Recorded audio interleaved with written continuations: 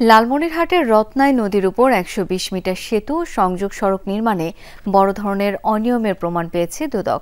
সরকারি অর্থ আত্মসাৎ আর ক্ষমতার জোরে কাজ চালিয়ে যাওয়ার অভিযোগ উঠেছে এলজিইডি কর্মকর্তাদের বিরুদ্ধে। কাজ অসম্পূর্ণ থাকলেও তুলে নেওয়া হয়েছে পুরো বিল। এতদিন অভিযুক্তদের বিরুদ্ধে নেওয়া হয়নি কোনো প্রশাসনিক পদক্ষেপ। শ্রীলঙ্কা আবারও রপ্তানিতে শীর্ষে।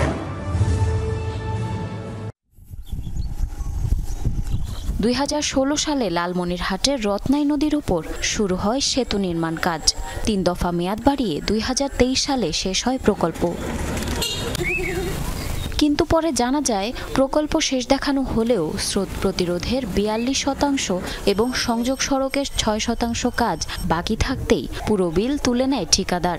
এমনকি জামানতের অর্থ তোলার নিয়ম ১ বছর পর হলেও তোলা হয় মাত্র ৩৬ দিনের মাথায়। সরেজমিন তদন্ত, নথি যাচাইয়ের পর এসব অনিয়মের প্রমাণ পেয়েছে দুদক।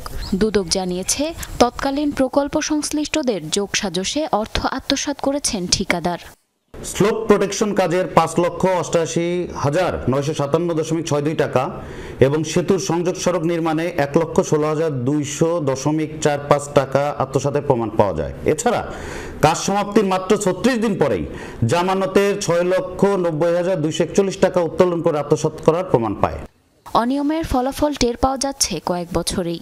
সংযোগ সড়কে দেখা দিয়েছে বড় গর্ত, ব্রিজে ধরেছে ফাটল। নির্মাণ সামগ্রীর মান নিয়েও প্রশ্ন তুলেছেন স্থানীয়রা।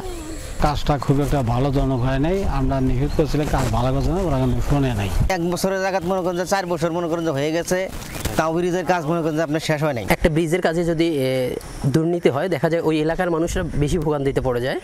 দুদকের তদন্তের পর চলতি বছরের মার্চ মাসে মামলা হয় এলজিইডির ৭ কর্মকর্তার বিরুদ্ধে। অভিযুক্ত সকল কর্মকর্তা এখনও বহাল তবিয়াতে। এছাড়া সদর উপজেলার এলজিইডি প্রকৌশলীও এই মামলায় আসামি হয়েছেন।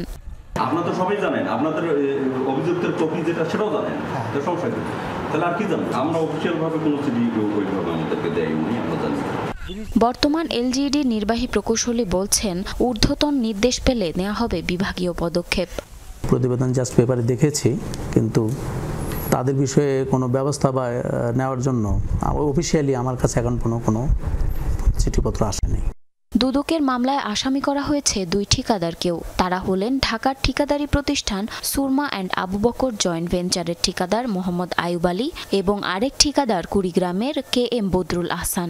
তাদের সাথে বারবার যোগাযোগের চেষ্টা করা হলেও পাওয়া যায়নি। সেতুটি মোগলহাট ও দুর্গাপুর ইউনিয়ন সহ প্রায় ৬ ইউনিয়নের সাথে শহরের যোগাযোগ সহজ করেছে। এ পথে প্রতিদিন চলাচল লাখো মানুষের। জারিন অর্নি, যমুনা নিউজ।